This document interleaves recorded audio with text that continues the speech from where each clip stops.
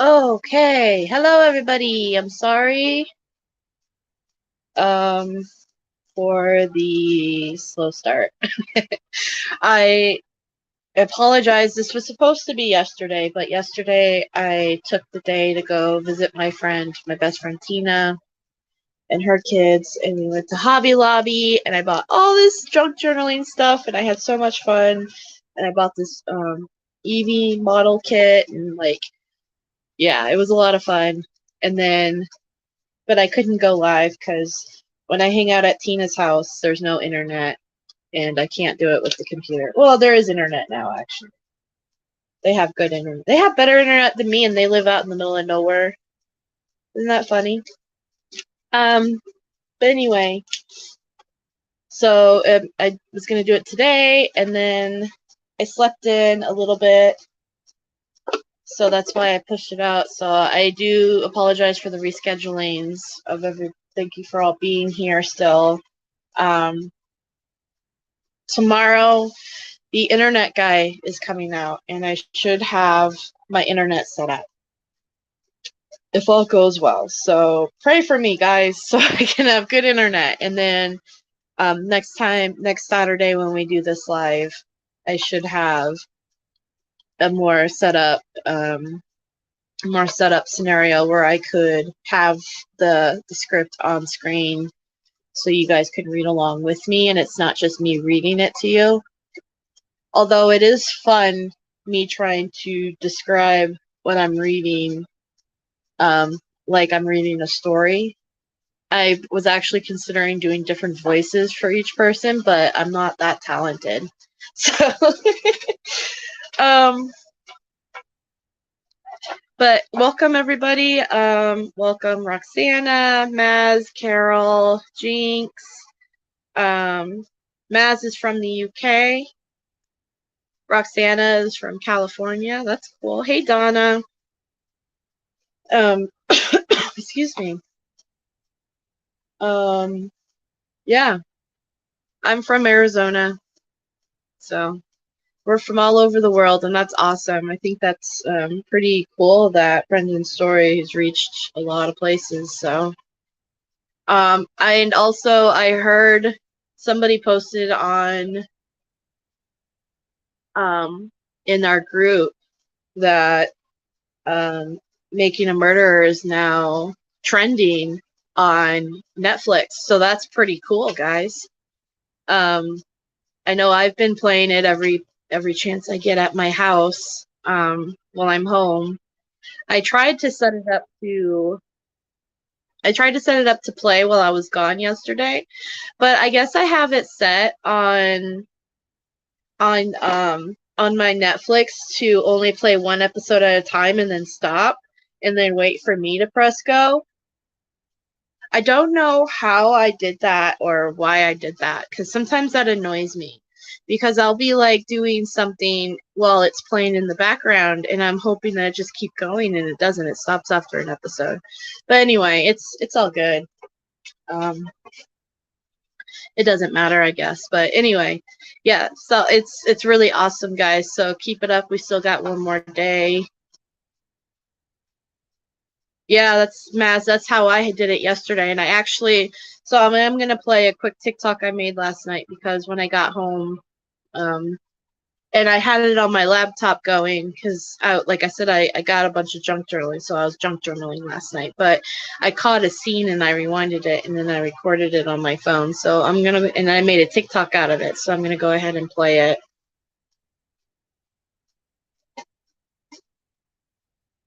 If I can find it. And then I'll jump right into this. Is this it? I think so.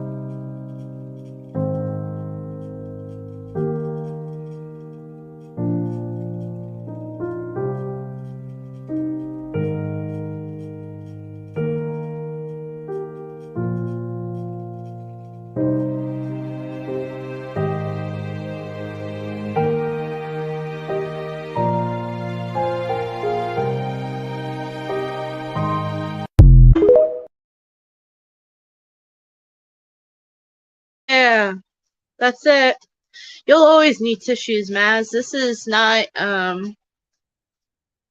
you know, I said this in our group, in our Facebook group, recently, to another supporter, because she said this is really hard for me to look at the postcards because they make me sad, and I was like, well, that's, essentially that's its job, is to, make you feel something when you look at it, because the more, if we feel sad, imagine how a regular person would feel, who's not involved in the case or researches it or anything. So, you know, that's the whole point, is that we show Governor Evers that this isn't fun, this isn't cool, this isn't great. Like, he needs to do something to fix this. This is awful and sad and heartbreaking, and you know, and so that's why, you know, and it I love seeing Brendan happy and smiling, and when I hear him laughing, and it really uplifts me, and that's why also I do, you know, we do things that make him happy, because it's important for him, it's important for us, but the reality is that it's a really tragic case. So,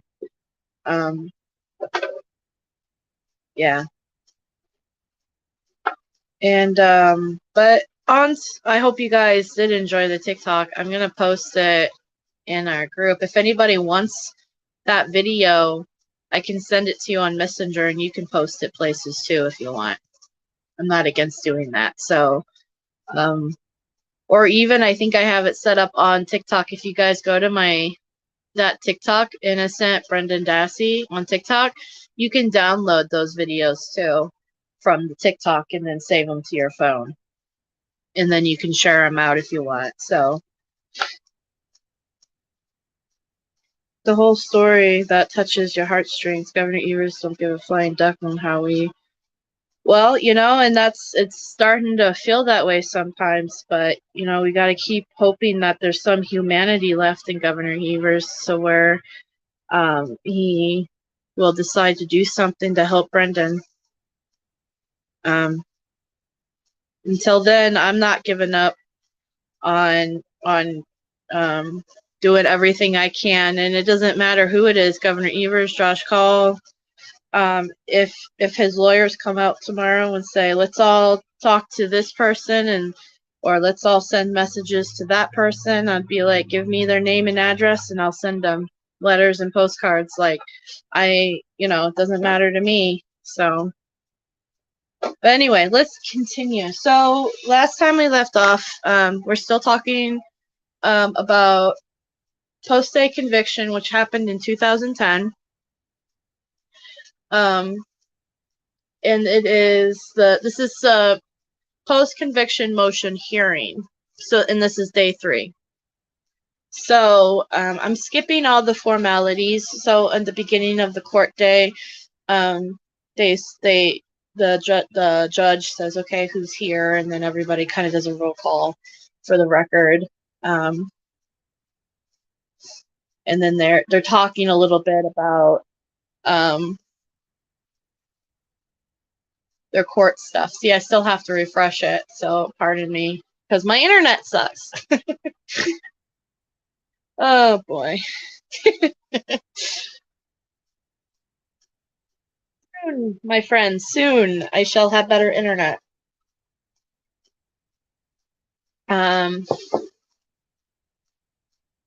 So now they're adding more evidence to the record. All right, now we're going to continue cross-examination.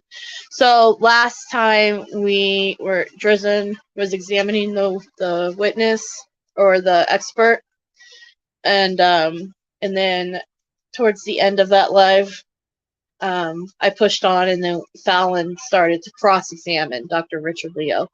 And just to remind everybody, Dr. Richard Leo is like knows his shit when it comes to false confessions and I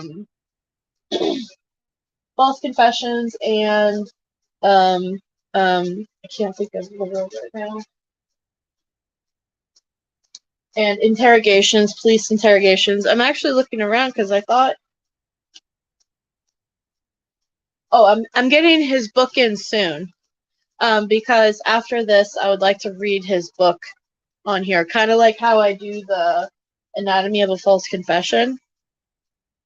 So I thought that would be interesting to do on Mondays. We'll call it Read Along Mondays.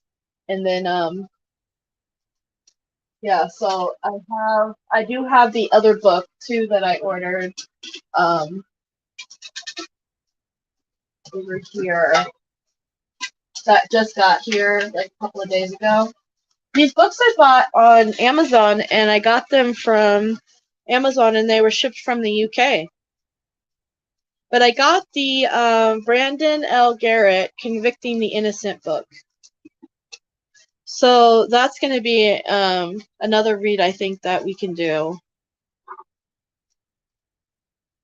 which will be really interesting. Like, because these people seem like really awesome people to learn from as far as these topics go. So I'm excited. I hope you guys are excited. Becca, has he written anything? Are you talking about Dr. Richard Leo? I think he did an interview with Tracy Keogh a few years ago, but that's as far as I know.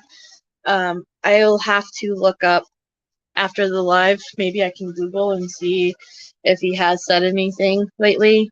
I couldn't imagine his opinion has changed over the years, because this was done in 2010, and then that interview was, what, 2017? So, yeah. But I don't know about anything as of today, lately, to, like, maybe somebody can reach out to him and do another interview. Maybe Foul Play can. I would offer to do it, but I'm not professional. So I'm not professional, and I wouldn't know what to ask him right off the bat other than, what are your thoughts? But anyway, so day 3, cross-examination by Attorney Fallon. So the question is, whenever you're ready, doctor. And then the answer is, are you going to be referring to witness exhibit 316? I just want to get this off if we're done with that. And then he says, 316, I will not be using it this morning. And then he says, okay, I'm ready. And then the question, good morning, doctor. Good morning. And then when we left off the record yesterday, I asked you to examine the March 1st statement again. Is that correct? And then he says yes. And did you have the opportunity last night? Oh, and did you have that opportunity last night? I hate how they have to, like, keep asking almost the same. Like, they can't just, like, when I left, I asked you to read the statement, and then he says yes. So I guess in my mind, I assuming he read the statement, but then he has to ask him, did you read the statement? I hate that. But I understand why they have to do that, because it has to be on record. You know, they have to, you can't just beat around the bush. So, answer, not to read the whole thing over. I thought what you asked me was to try to figure out the times when it started and ended. Question.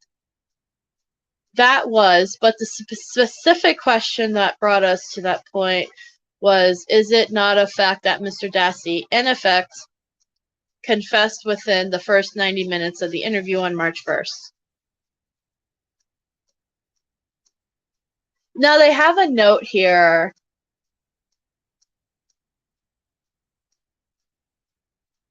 They have, okay, so part of this is covered up. I wish I could, like, part of this is covered up, so I can't read necessarily the question and answers for the next paragraph, because they have it looks like a paper note that they wrote, had pretty much confessed within the first 90 minutes of the interview. That's what the paper note says. on top, like it looks like they scanned it with that on top. So, but anyway, so we're gonna jump down.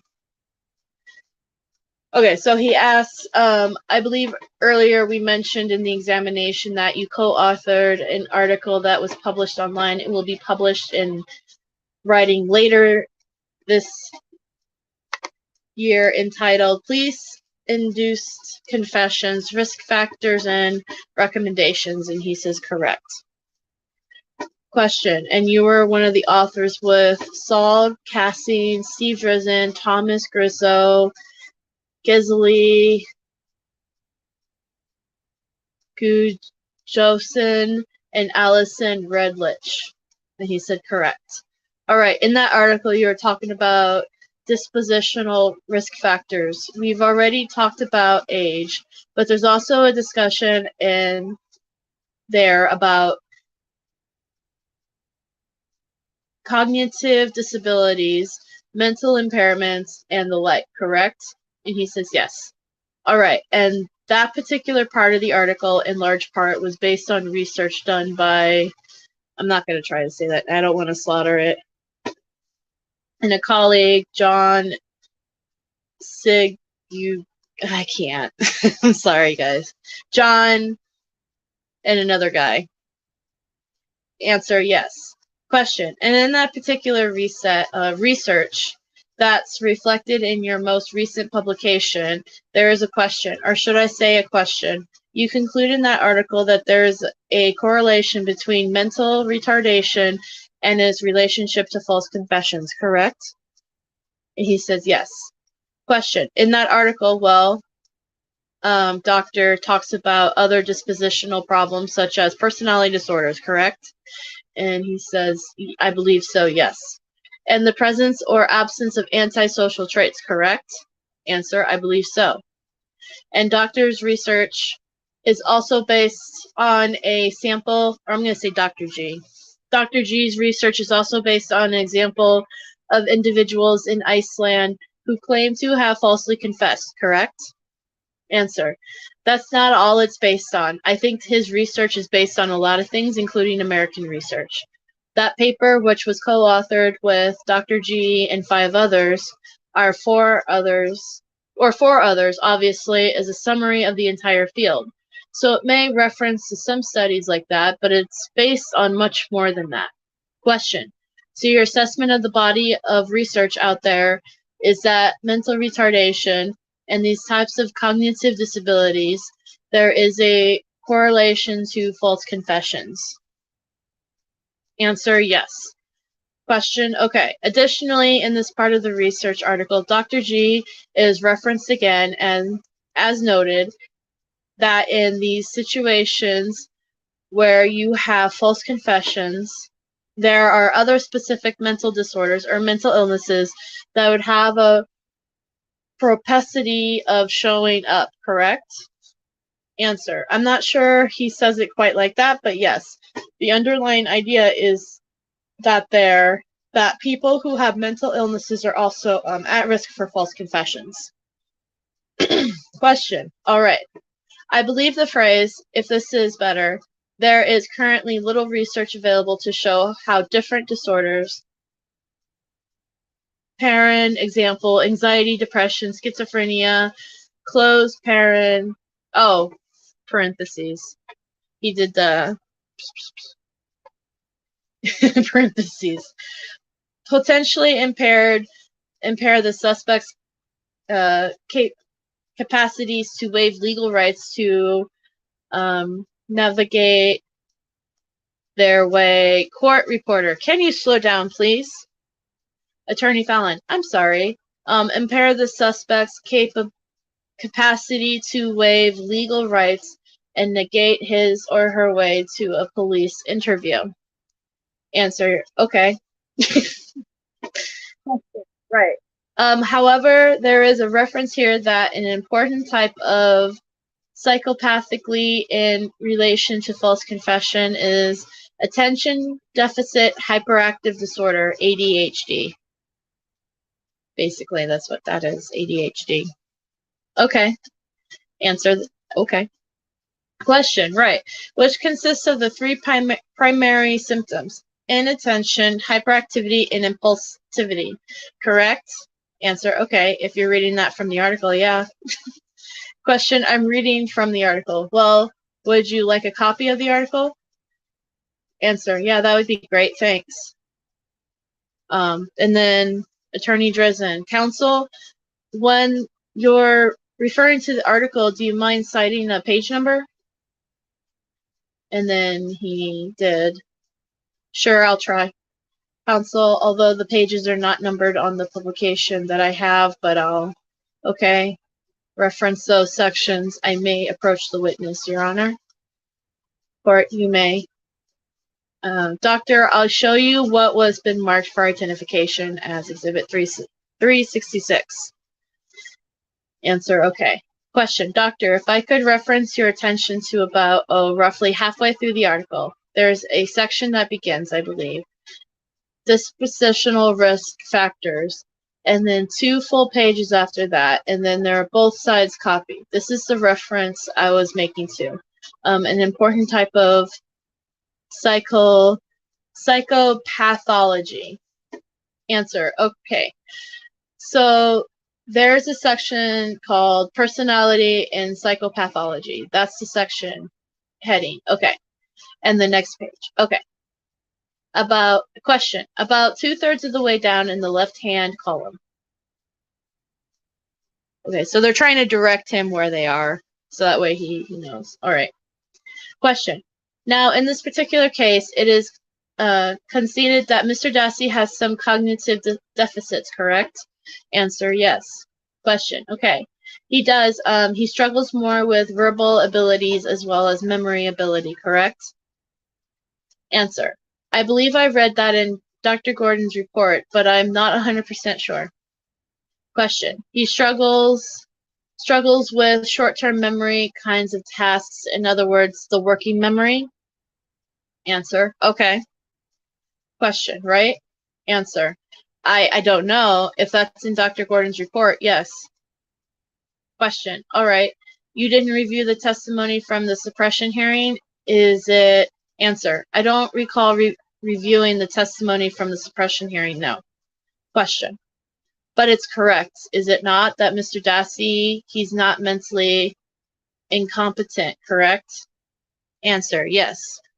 Question, he's not mentally retarded? Question, that's a question. He's not mentally retarded? A, correct. Answer, correct. Question, he does not suffer attention deficit hyperactive disorder? Answer, to my knowledge, no. Question, all right. And he doesn't suffer from ADD, attention deficit disorder, right? Answer, to my knowledge. Question, well, did you make any efforts to look into that? Question, or answer, no. Question, and he certainly doesn't seem to possess any antisocial traits, correct? Answer, I don't know if he does. I think he does. Didn't they do a report and they say he does? He has antisocial traits?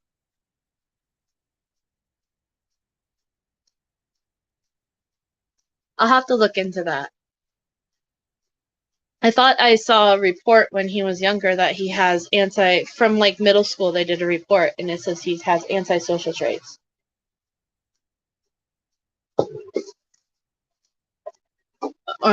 Answer, I don't know if he does. Question, all right. Well, as a psychologist, are you familiar with the diagnosis called conduct disorder? Answer, I have heard of it before.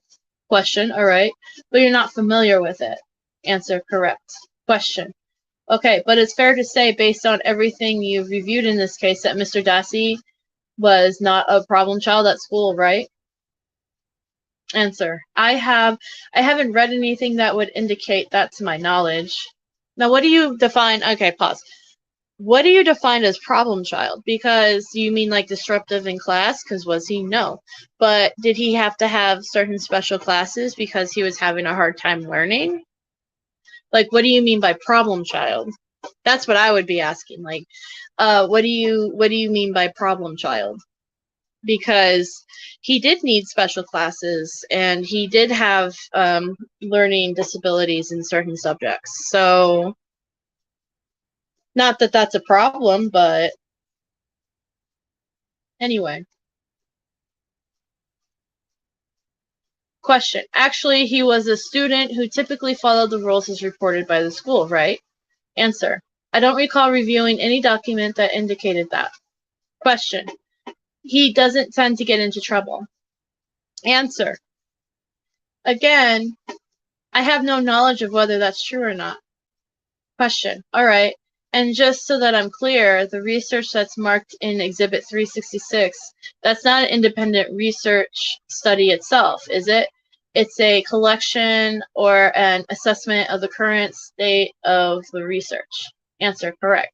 It's a synthesis of the field. Question. All right. So the references in there to length of interrogation, age, young age, and lack of cognitive abilities is primarily based on research which was conducted before the article was published then. Answer. Correct. Question. All right. In fact, a large part of that is based on research that you yourself authored with Mr. Drizzen. Answer. I wouldn't say a large part because there's probably 200 cities or more in the article. That's just one article, but it's referenced there. Question. Well, research you did with Mr. Drizzen was, at the time, an empirical study of 125 people who were proven to have demonstrably proven to have false confess, correct? Answer. Correct. Question. All right.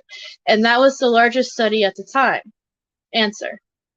Of aggregated cases of false confession, correct. Question. And it still remains so. Answer. Correct. Question. All right. Okay. Now that you're not familiar with the statements Mr. Dassey was given to the police in November 2005. Answer. I am. Yes. I reviewed them last night. Question. You did? Yes. All right. Answer. And I reviewed them earlier. I just didn't recall they were in the materials that I had mentioned that I had reviewed.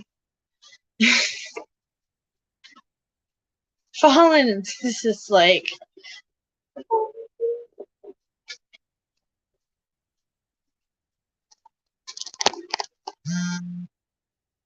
Yeah. Answer. Correct. Question. All right.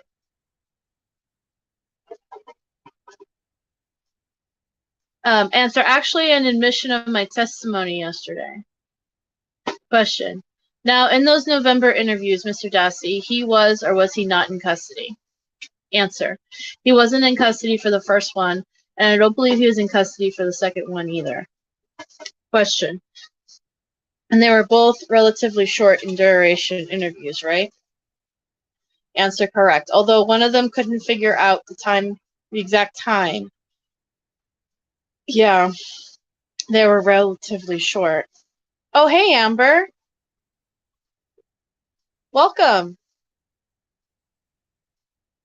Question. In fact, the second one was 25 minutes. Answer. Correct. Question. First one was, would you quibble with about 53 minutes? Answer. I think that's what you said yesterday. No, I couldn't quibble. I wouldn't quibble. I don't know why they call it quibble. Question. And in those interviews, he was in the back of the squad car, correct? Answer. Yes. Question. And the back of the police car is a rather confined and narrow setting, correct? Answer. Yes. Question. In fact, there were 3 officers who were admittedly throwing questions at him, right? Answer. I believe so. Question.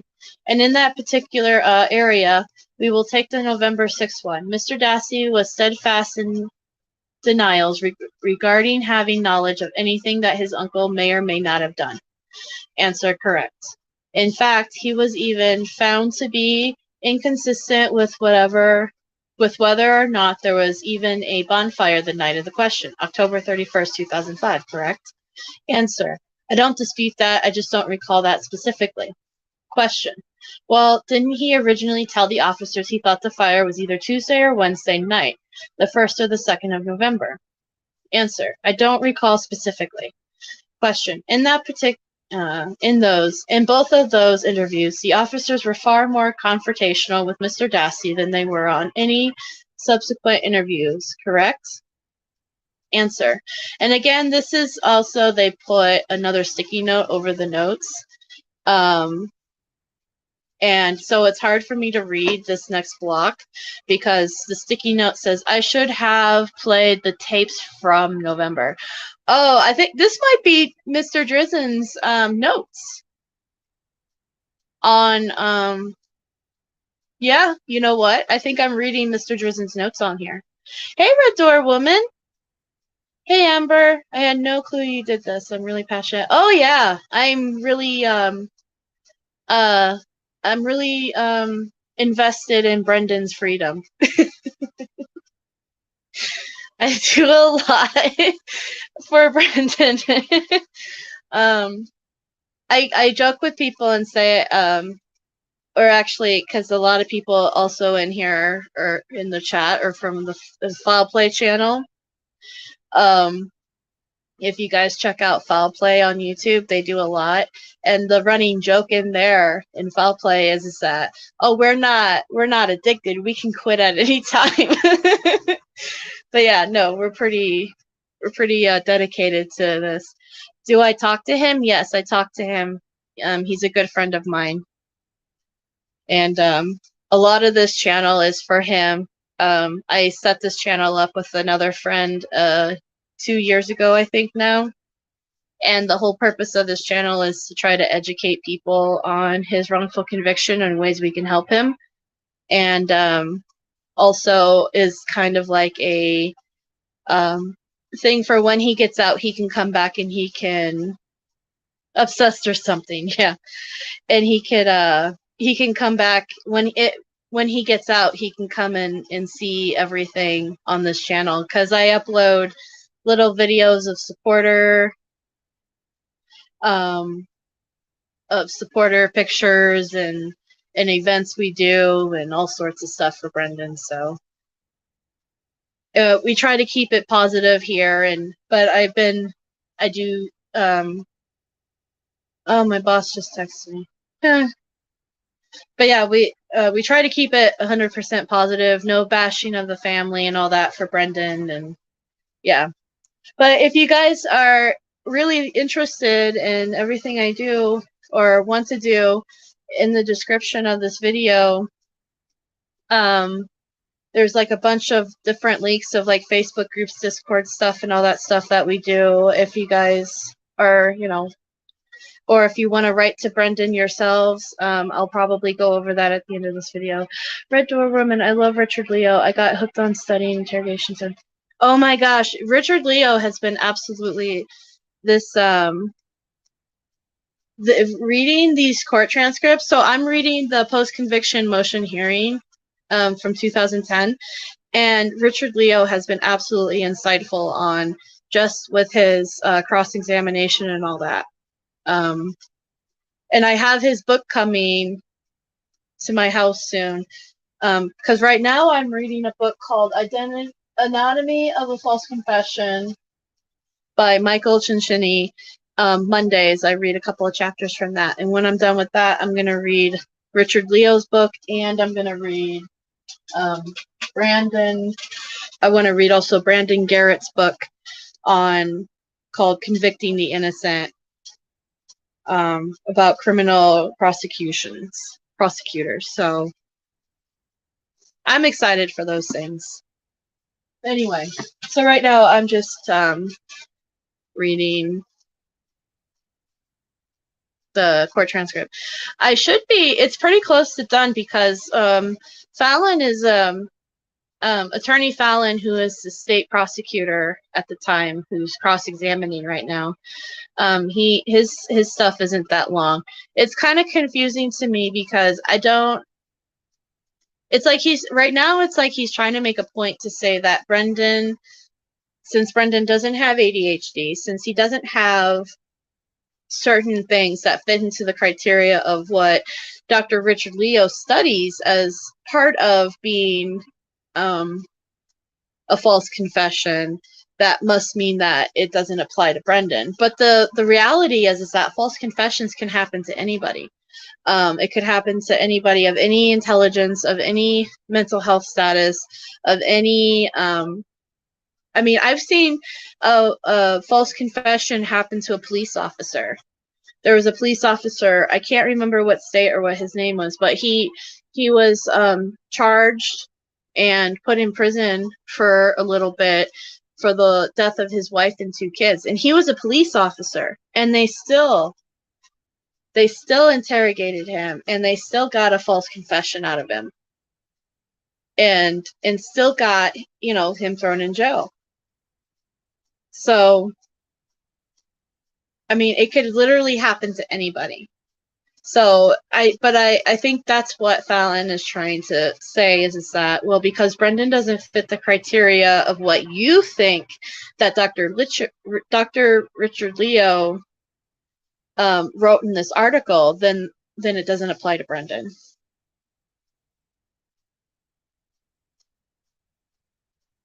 That sounds interesting, Red Door. You definitely want to check out Foul Play on YouTube. They do live really digging dirt on the cases. Yeah, Foul Play is a really awesome resource if you guys are wanting to know more about making a murder, because Foul Play does more on Stephen and Brendan, and because like my channel just concentrates on Brendan stuff, but theirs does both Stephen and Brendan, and they do other cases too. So Foul Play is what. Yeah, they uploaded all his phone calls, like all sorts of stuff. Like they have all sorts of resources, and they have a website called foulplay.site that has all the case files on this. Anything you can think of on Brendan and Stephen, they have it on their Foul Play site. So, all right. So back to this. So like I said, there's a sticky note over the text. So, and then they copied it with the sticky note. So I can't read most of that. But thank you, Jinx. Jinx is another one. If you guys, she does a lot of case stuff too. On her YouTube. She was on Dateline. I don't think she likes it when I say that, but it's the truth. All right. Yeah, when you have a few days, more like Maz. Like I said, once you get hooked on it. Okay, so the question again was, in both of those interviews, the officers were far more confrontational with Mr. Dassey than they were at any sequential interviews, correct? And then his answer was, I wouldn't agree with that, no. And like I said, half of it is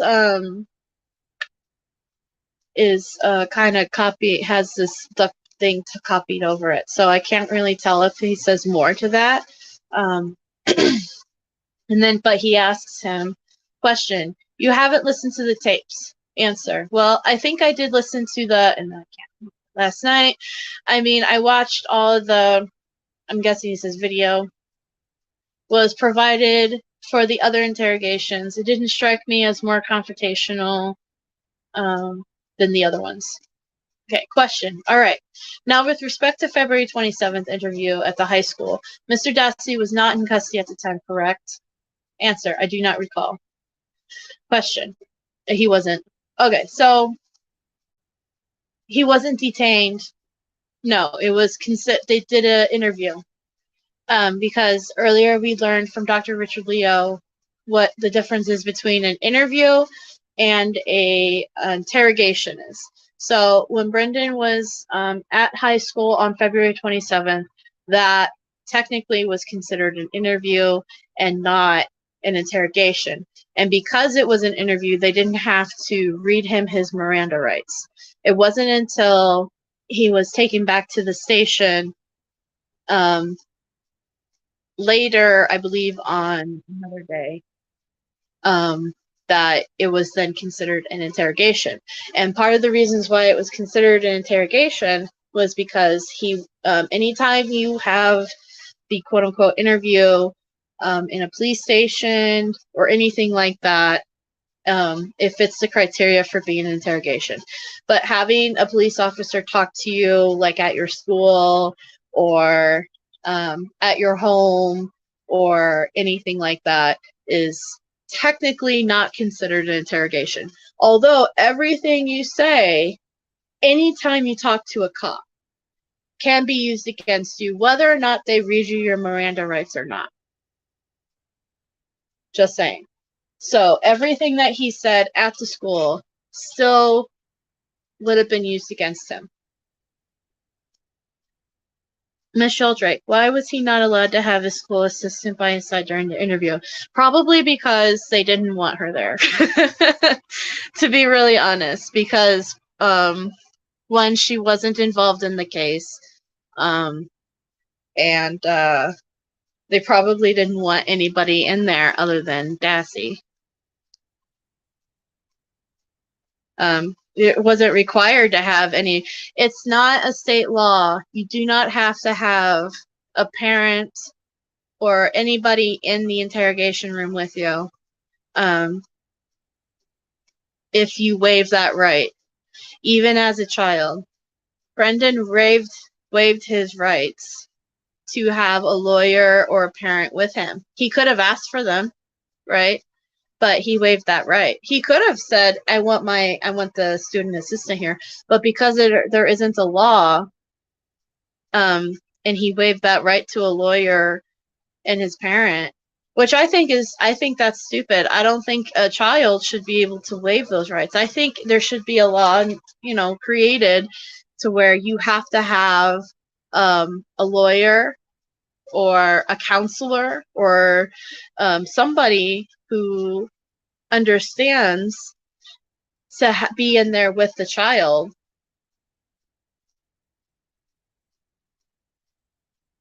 I kind of disagree with that. Okay. Yeah, he didn't understand. He didn't understand what was happening to him.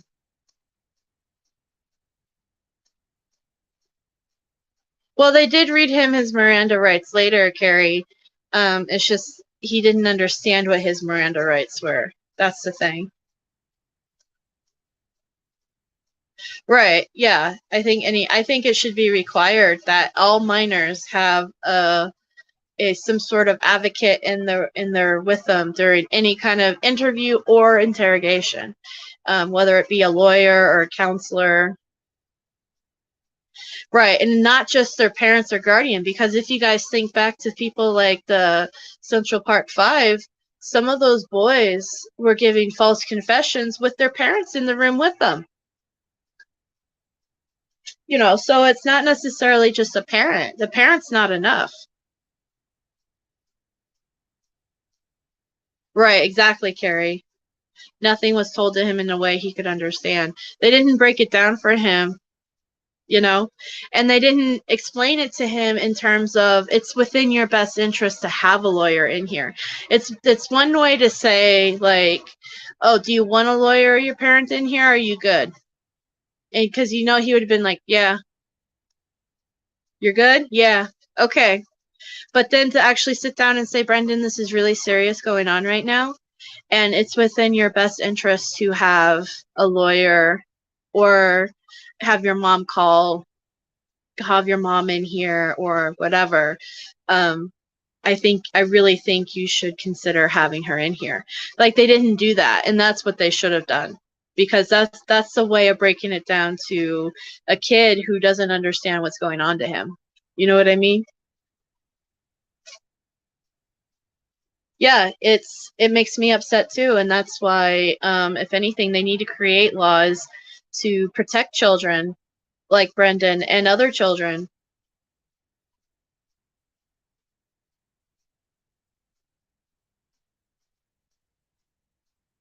Oh yeah, no. Yeah, no, it's awful, Red Door Woman. Has any of this changed since someone presented during school? You mean the way interrogations are done? Because no. In a lot of places it hasn't. I think actually there's 3 states, Ohio, Illinois, and I think Colorado now have it to where you can't lie to a minor during an interrogation or interview, which is a big step because police are allowed to lie to you. They're allowed to like in an interview as an adult, and you're sitting there, they're allowed to say, we have all this evidence against you. We have your blood, we have your fingerprints, we have your DNA. We know it was you. We just need you to tell us. And, you know, we have all the proof and blah, blah, blah. And, you know, they're allowed to say that to you. They're allowed to lie to you. Absolutely. And that's basically what they were doing to Brendan. We have evidence to show what happened. We have all this stuff. We just need you to tell us what happened, Brendan. Now in some states, Ohio, Illinois, and I think Colorado, I'm not sure. Oregon. You know, now they're not allowed to at least lie to a minor. But they shouldn't be lying to anybody, in my opinion. I don't think that that's the way to do it. But, you know, what do I know, right? But yeah, but as far as, are they required to have, you know, a lawyer or some sort of counsel with the minor child in interrogation? No. The child can still waive it. They can still like say, no, I'm fine, because they don't, you know, that's their quote unquote constitutional right. They could, if they wanted to, step up and tell the truth, but choose not to. Yeah, no, I know. At some point, you would like to think that there would be some humanity in any of these people that have put Brendan and Stephen where they are, that they would step up and say, we did the wrong here and we need to make it right. You know, I don't know how they sleep at night, knowing that they basically ruined a child and another, you know, grown adult who has already had his life taken away. I don't know how they sleep at night knowing what they did here. My friend is a sheriff and he tells his children and children of friends they get in trouble, never talk to police. Yes, that's awesome, Red Door Woman.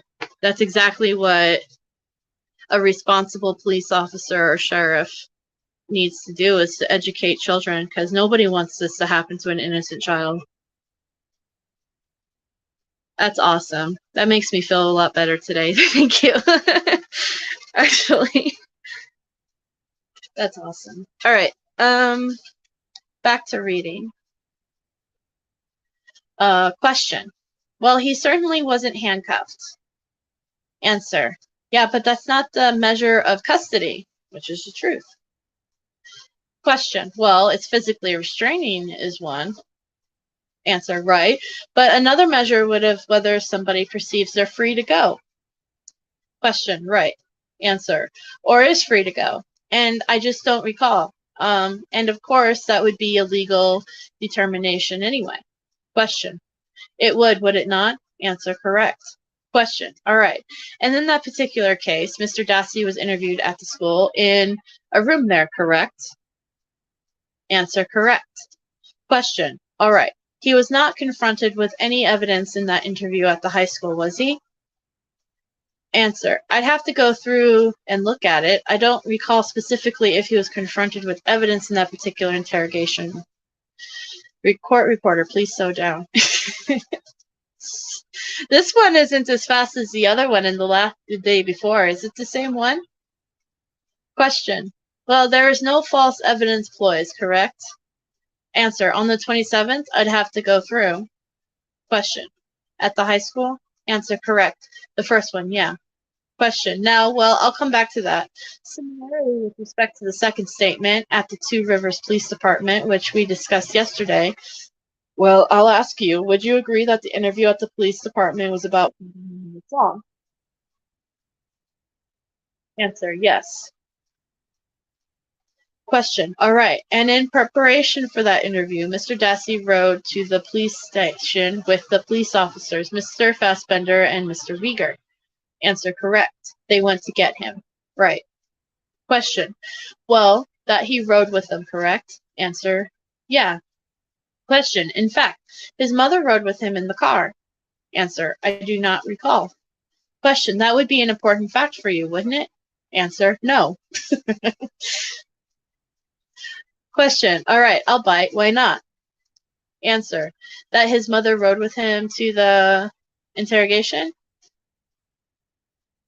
Because she wasn't part of the interrogation. She wasn't presented during the interrogation. And that occurred prior to the interrogation and the use of the interrogation techniques. And that was one of the several interrogations, obviously. Question. But isn't, Doctor, one of the premise of your research is that the intent of interrogation is to isolate a suspect from everyone else? Answer. Yes. Question. And in this particular case, Mr. Dassey knew that his mother was nearby, correct? Answer. When he was driving there, yes. Question. All right. In fact, she was outside waiting, correct, during the interview? Answer. Right. That's isolation. Duh. Question. All right. And she was offered the opportunity to sit in the interview, right? Answer. I do not recall. Question. You don't recall? Answer. No. Question. All right. In the statement at the Two Rivers Police Department, the second statement on February 22nd, Mr. Dassey wasn't confronted with any evidence, correct? Answer. During the interrogation? Question. Right. Answer. I'd have to look at the interrogation. Question. You don't recall? Answer. At the top of my head, no. Question. Were there any false evidence ploys? Answer. Again, I do not recall in that particular interrogation off the top of my head. Question. Now I'm going to come back to this superior knowledge thing, and in a few minutes, so I haven't forgotten that. But I guess what I'd like to do this particular point is engage you in a discussion regarding coercion, if I may. Would you concede, Doctor, that there's a difference between, in your view, the courts define as legal coercion and what you define as a psychologist, psychological coercion? Answer. I think they're pretty close to there may be differences. There may be times when courts will look at in documents and say they don't rise to the level of promise or a threat, or may interpret the totality of interrogations as not overbearing someone's will. But the definitions are very close. Question. So the discussion as to whether a certain conduct is actually coercive is initially for the court to determine and subsequently for a jury. Answer. Well, yes, in a legal setting, it's for a court. Obviously, in our research, that's separate. It has nothing to do with the courts. And then in state, what permit that, yes, it's secondly a jury issue. Question. All right. Would you agree that the concept of coercion is sometimes expressed along with continuum? Answer. Yes. Question. In fact, a lot of the research you've done on the history of coercion in this country, you talk about what was formerly known in the 20s, 30s, and 40s as the third-degree interrogation. Answer. Correct. Question. And oftentimes, that involved physical force or violence, correct? Answer. Correct. Question. So you would agree with me that on the extreme end of the continuum of coercion, you would have physical violence or bodily harm, right? Answer. Correct. Question. A threat of death, for instance, would probably be highly coercive. Correct. Can you think of any circumstances where such a threat of death would not be highly coercive? Answer. Unless the person really wanted to die, no. Question. Right. So the only possible one that might trump that is if a loved one of somebody's life was threatened rather than your own. That might be the ultimate level of threat coercion, right? Answer. Correct. Okay. And there's no doubt in your mind about that. Answer. Well, I mean, I want to give a little bit more thought, but no, I wouldn't think as a parent that threatening the death of a child would probably be the worst thing you could be threatened with. Question. Okay. Now, would you agree that coercion came from many places? Answer. Sure. Question. Many sources? Answer. Sure. Question. And coercion doesn't always have to come from a person who is conducting a question or an interview or an interrogation. Answer. Right. There could be other sources of coercion. Correct. Question. Right. And in fact, a family could be a source of coercion for somebody in making a decision to provide information or not provide information. Correct. And then that's when Drizzen interrupts and says, Judge, I'm going to object. This is beyond the scope of the direct. We're not here to talk about what may happen outside of the interrogation room. Dr. Leo is talking about what happened during the interrogation process. The coercion was raised during the direct counsel, and it's Wisconsin, and cross-examination is wide open, so your objection is overruled.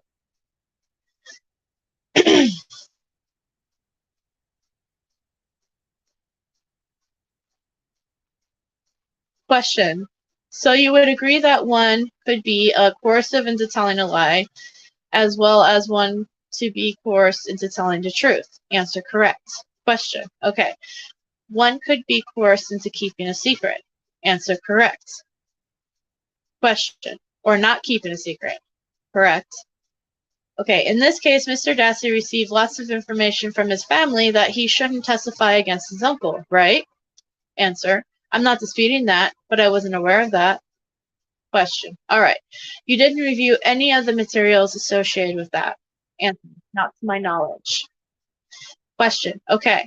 Were you aware of the fact that he had advice from the family not to take the plea agreement? Oh, now I have to refresh again.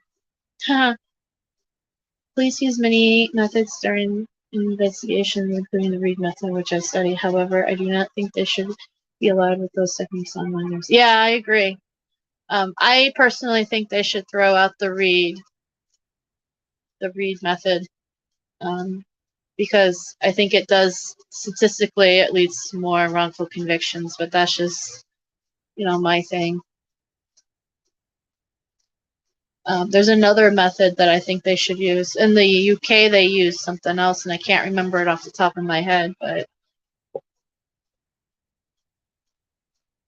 not saying wrongful convictions don't happen in the UK. They do too. Take, in fact, Luke Mitchell. Question. In fact, did Mr. Avery begin calling family members within a couple of days after Mr. Dassey's reportedly confessed on March 1st? Answer. No. Question. That Brendan received information from the family or advice from the family that he should take it back and tell them that he lied. Attorney Drizzen. Judge, I'm going to object. He said he hasn't seen or heard any of the phone calls he's talking to. I mean, is the witness testifying or Mr. Fallon testifying here? Court. Mr. Fallon's asking questions. He can do that. If the witness has no knowledge, the witness says that. Drizzen. Okay. The court overruled. Fallon. If those things happen, they could be coercive, could they? Answer. It's certainly possible they could be coercive. I'd want to know more about the circumstances under which they occurred. Question. Well, you would probably more likely agree to find them coercive if that advice was accompanied by a direct threat, right? I don't think the family ever threatened Brendan, by the way. During a phone call, at least, you can't prove outside of that scope, but during a phone call, all his phone calls are available, not on here or foul play, but like, if you type in Brendan Dassey's phone calls, there's somebody who did upload them all, and you can listen to them all. I've never heard the family threaten Brendan with anything. They might have said, if you're innocent, don't take the plea deal. I know that his mom said that a few times, because even Brendan says, I'm innocent. I'm not going to say I did something when I didn't do something. But threatening, I've never. I would love to know if anybody out there has that, or if I'm going to continue reading this. So if he actually has a phone call that the family threatened Brendan, that's reaching, in my opinion.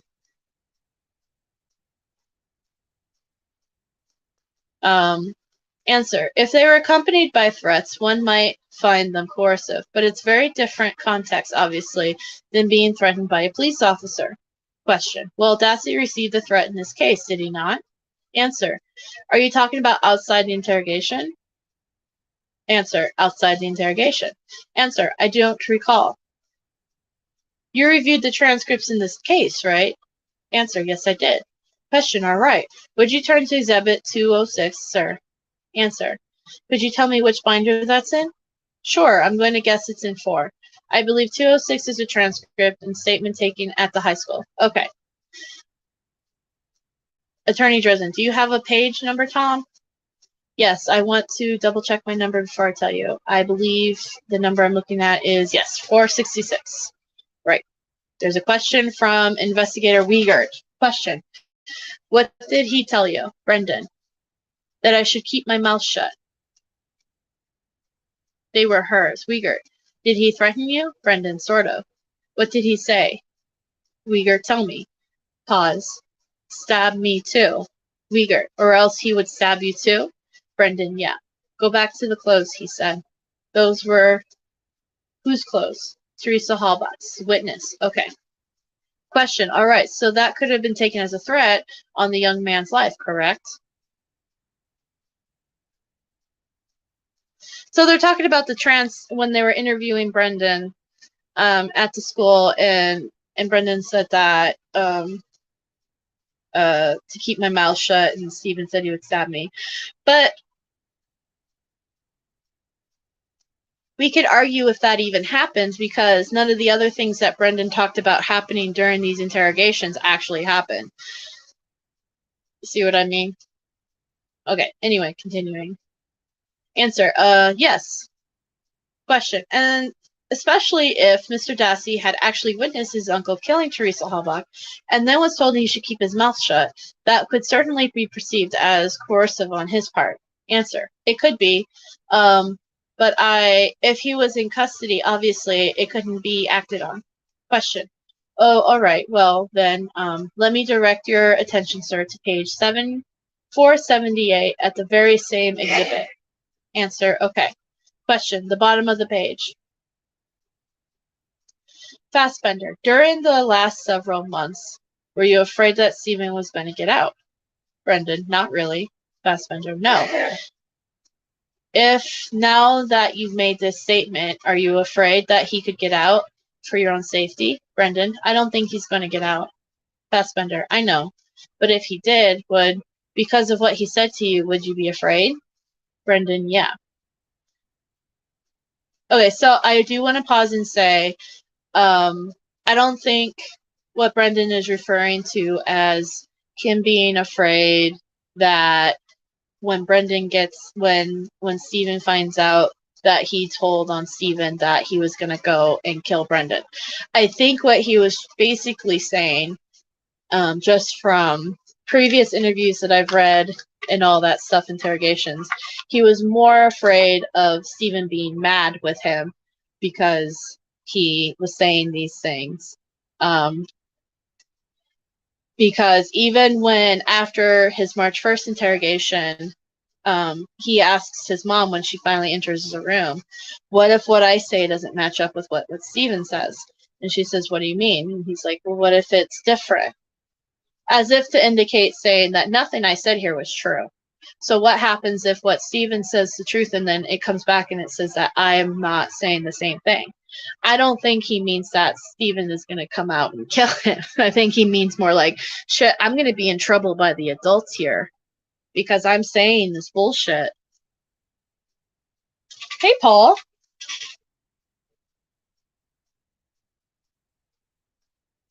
The coercion is inherited in the Reed technique, coupled with the recognized vulnerabilities of children as a group, has led to a high rate of false confessions. Yeah, you're right, Red Door Woman.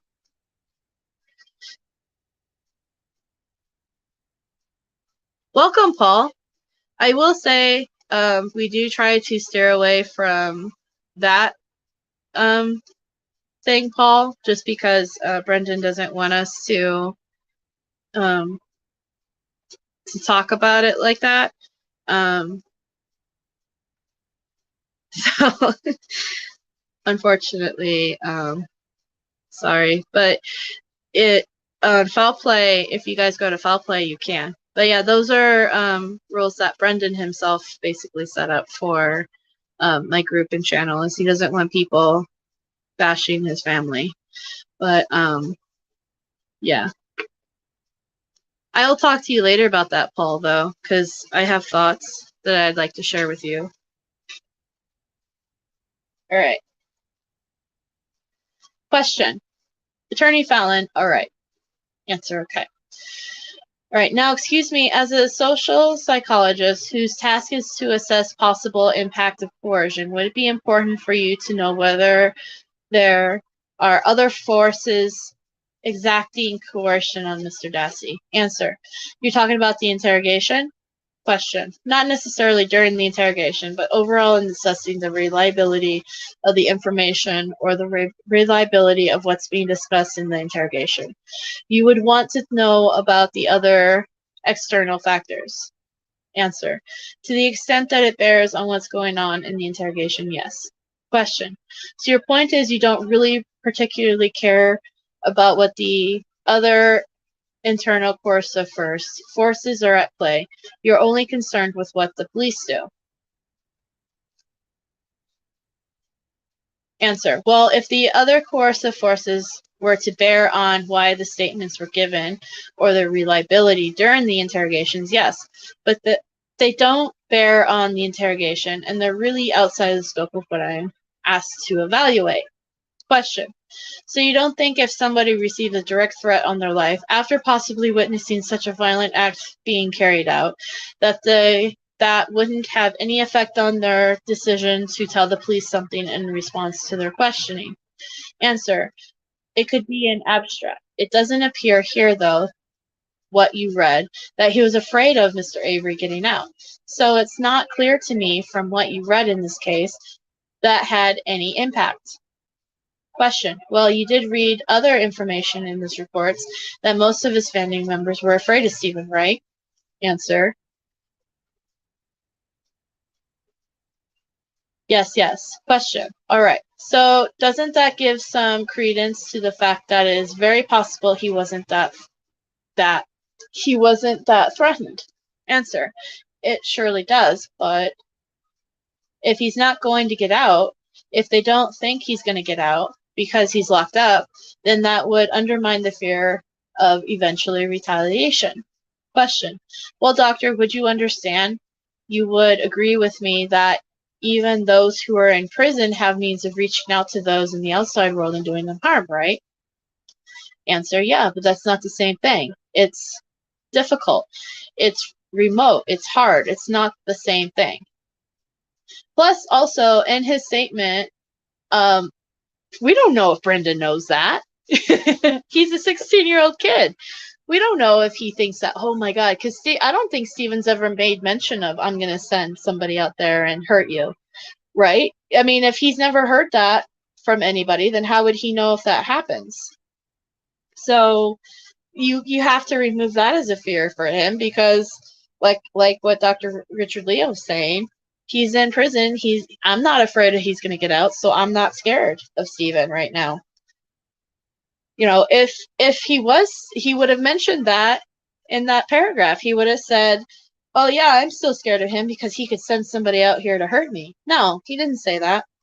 Brendan is also like a very literal person. He says what he thinks, and he, you know what I mean? He doesn't beat around the bush. He's a very literal person. So I guess it's different for me reading this because it's like I could see Brendan saying some of this stuff. But like, if Brendan had that fear that Steven was going to get out and hurt him, or even send somebody out to hurt him, he would have said that in that statement. He would have said, yes, I am scared of Steven. Because he, you know, he could send somebody out to hurt me. He would have said that. But he didn't. He said, no, I'm not scared because I don't think Steven's going to get out.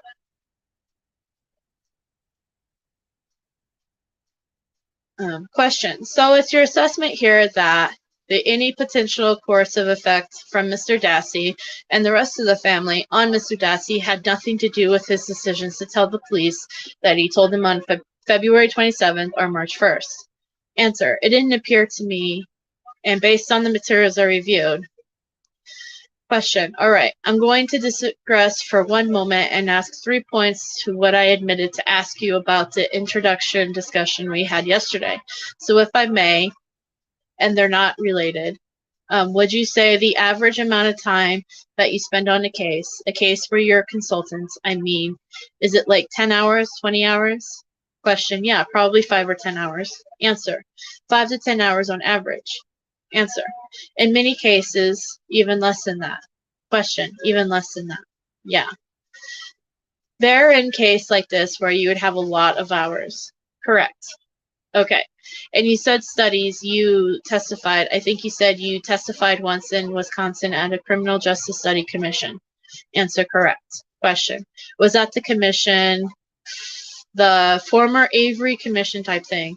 Were you involved in legislative reform?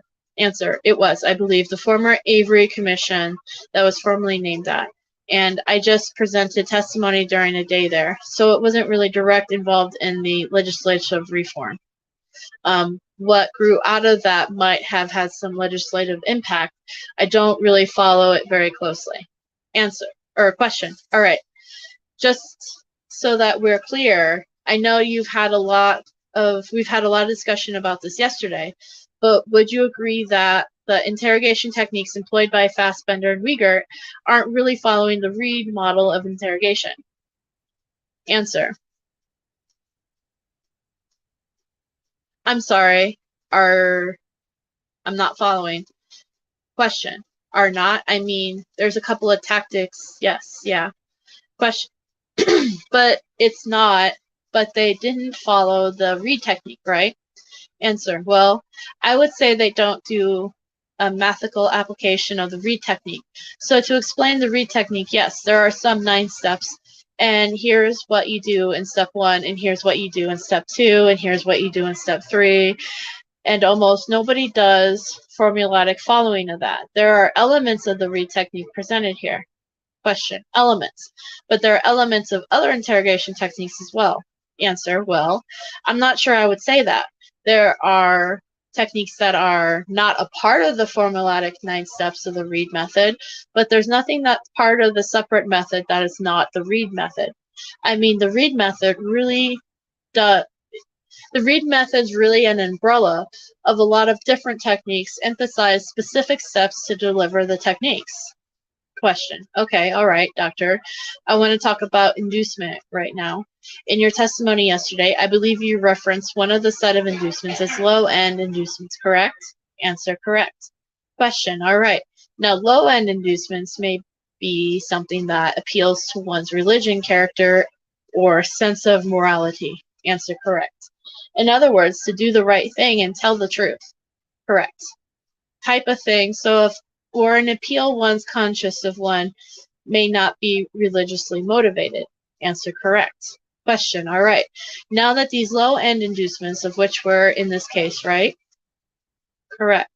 All right. These low-end inducements, they are certainly permissible in your view, correct? I got an idea. Sorry, I didn't know you were into this case. I have been involved in this for years. Oh, yeah, I've been heavily invested in this case for years too, Paul.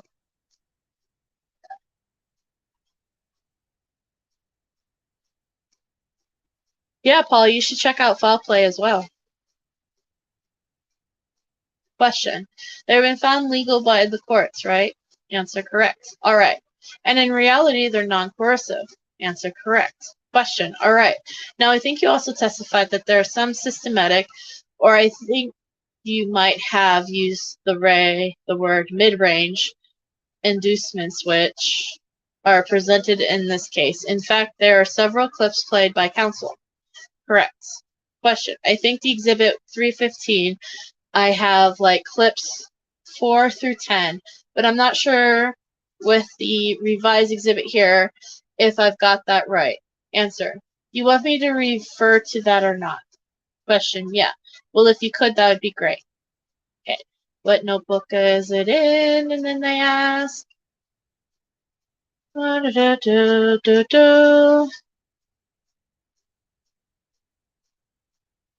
Okay. Just so that we're clear, you can identify for me just. I don't know if there's been a change as a result of the exhibit, but my notes reflect systematic inducements and mid-range inducements. Looking at page 4, maybe. And they're talking about the March 1st one. Witness. Okay. Beginning with, wait. All right, so anyway, he interrupts him and says, wait, I think I have overshot the mark. Let me back up. I'm sorry. Go back to page 1, and I have clips 4 through 10, which would be pages 1 and 2. Can you review those silently to yourself? Answer, okay. Just give me a moment. Sure. I may have misnoted, but I just want to know, make sure I have my facts correct here before I ask my questions. Okay.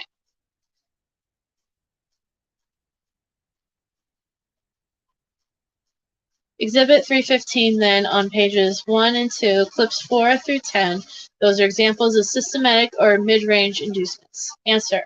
I would say that they are. I mean, we might want to go through them individually, but the extent that they were communicating leniency or implied threatened harm, but they might shade into what we call high-end inducements. But yeah. Question. All right. Now, as I understand it, systematic or mid-range inducements by themselves are certainly permissible interrogation techniques, correct? Answer. I think it depends, courts, and oftentimes we'll find them permissible because they're considered vague enough that they wouldn't really communicate leniency or cross a line in threatening harm. So I think as a shade into what we call high-end inducements, then no. But traditional systematic inducements, or mid-range as we're calling them, I think are usually not always found to be permissible by courts. Question. And that's because they're generally non-coercive in and of themselves. Answer. Correct. As interpreted by the courts. I have to refresh now. Sorry. My internet sucks. Question. All right. And in this particular case, as you said, there's some vagueness associated with with the comments in those clips, right? Answer. Correct.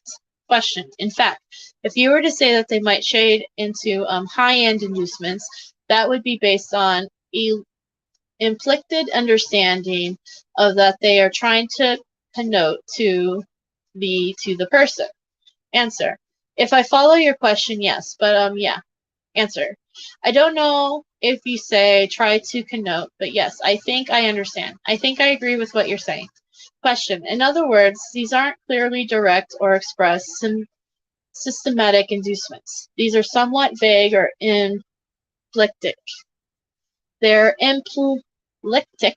They're implicit suggestions about benefit. Correct. Let's say the word again. Implicit. Question. That he might have some perceived benefit if he comes clean. Answer. Right. If he conforms to what they're, if he gives them accounts they're asking for, correct. Question. Or an account that they believe is in the script. Answer. Correct. How much more do we have of this? Bye, Roxana. Thank you for being here, as always. I'm on page 43. Let me see how much longer I have until the end of this. I might just push through. Oh, what did I say in the beginning?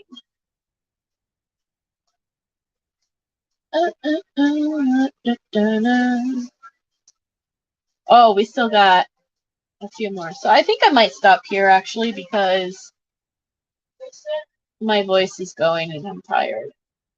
And I have to work tonight. So I have to go to bed soon again. So I'm going to leave here on page 45.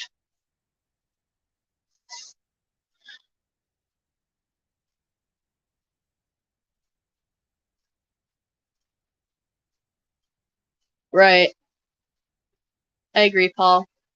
I think it's part of the reason. I've often stated in other lives that I don't know necessarily if it's about money.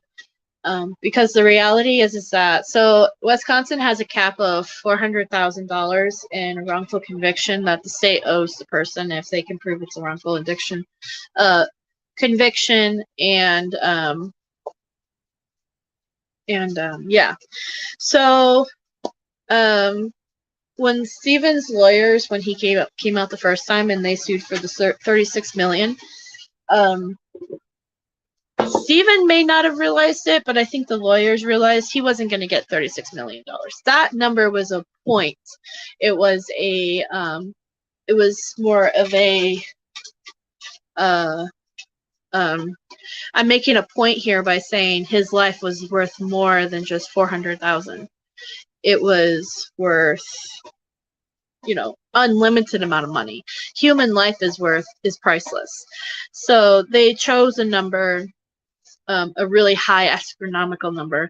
He was probably going to get a more than 400,000, but I don't think he was going to get 36 million.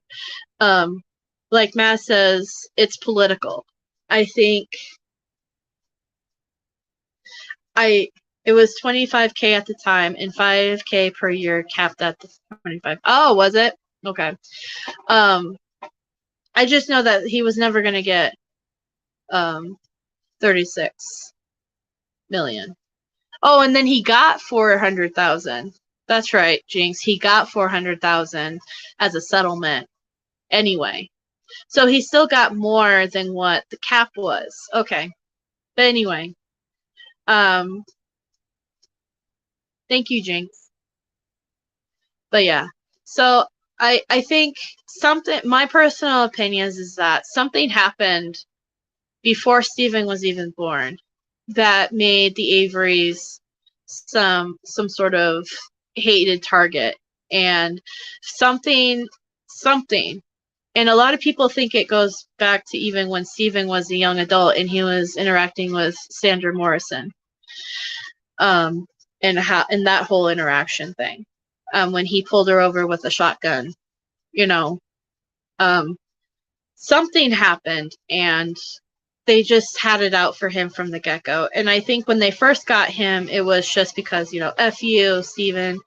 And then I think when he got out, it became more of an embarrassment for them. And so that's why their goal was to put him back in prison. Honestly, that's just my opinion. It could be, at this point, I think the reason why they're keeping him in prison is because, one, the government will never admit they're wrong. Especially at state level, they're never going to admit they're wrong, and you basically have to force them to admit that they're wrong. So they're never going to let Stephen and Brendan out without a fight. That's just a fact.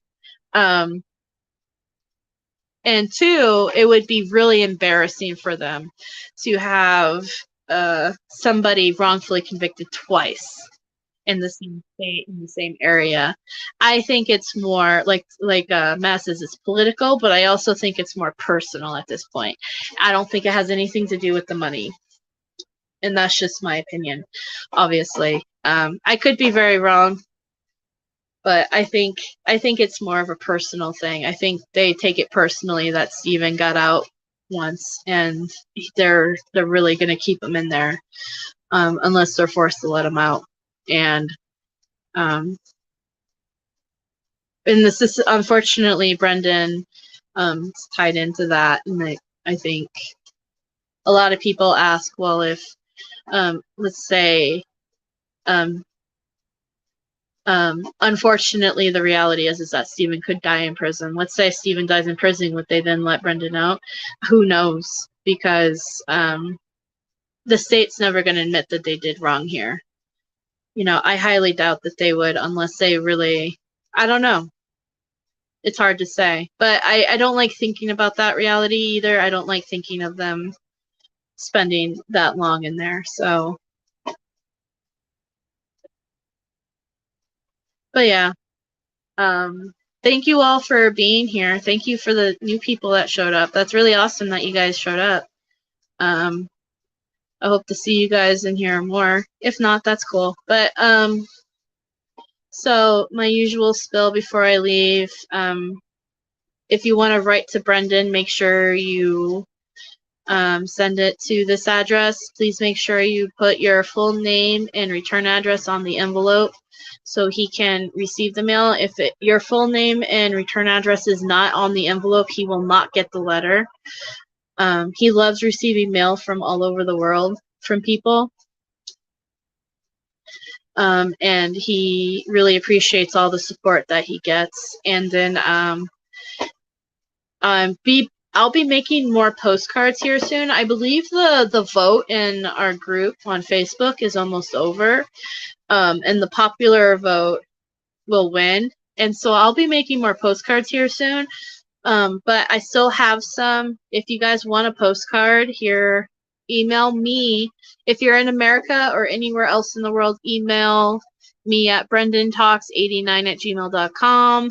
If you're in the UK, please email ukpostcardsforbrendan@gmail.com, and we'll get you some postcards. Like I said, the brand new postcards, the vote I think should be done either today or tomorrow, and so I'll get those made, and yeah, and we'll get those sent out to you. I still have Stephen postcards left, so if anybody wants Stephen postcards, you have to email me at the brendantalks89@gmail.com, because the UK, the woman who does the UK postcards does not have the Stephen postcards. Only I have the Stephen postcards. And so I have some left over from that, and I am going to be making more Stephen postcards, but I'm going to be making a different design. And a lot of people requested a postcard with his face on it, so I'm going to be doing that. And tonight I'm going to be working on the merch shop and updating it and getting new stuff out. And then I'm also tonight going to be making a post because a few people have made a request for a t-shirt that includes all of the supporters' names on it. So I'm going to be making a post in the Facebook group and on the Discord. If you want to have your name included on that, you have to give permission to that. I'm not going to include everybody's name in the group or anything. You have to comment with the name you want me to use. But we're definitely going to be doing that. It's going to be the last Friday we talked about the We the People t-shirt. So that's what it's going to be. And then I'll be back tomorrow morning to read the book I've been reading, Anatomy of a False Confession by Michael Ciccioni. I'll be reading that tomorrow morning after work. And yeah, we're halfway through that book. So I'm excited. I'm excited for the next books coming up. And I'm excited for the merch shop stuff. And yeah, we got a lot of cool things planned. So all right, that's what I have. And I am going to see you all later. What should I end this on?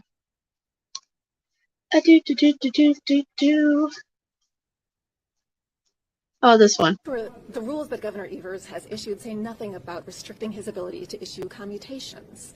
A commutation is the shortening of a sentence, and so that's one option on the table still for Brendan Dassey. And as for his rules regarding pardons, those rules say nothing about the case of someone who is actually innocent, like Brendan Dassey. When you have an innocent person sentenced to life behind prison, that's exactly the situation that the clemency power was tailor-made to address. This is a case that federal judges have called a profound miscarriage of justice, and we're calling on Governor Evers to remedy that injustice today. He's pardoning all the wrong people. He says, doesn't he see me? You know? We're going to make him keep seeing them. Yeah, no, yeah, I hear you.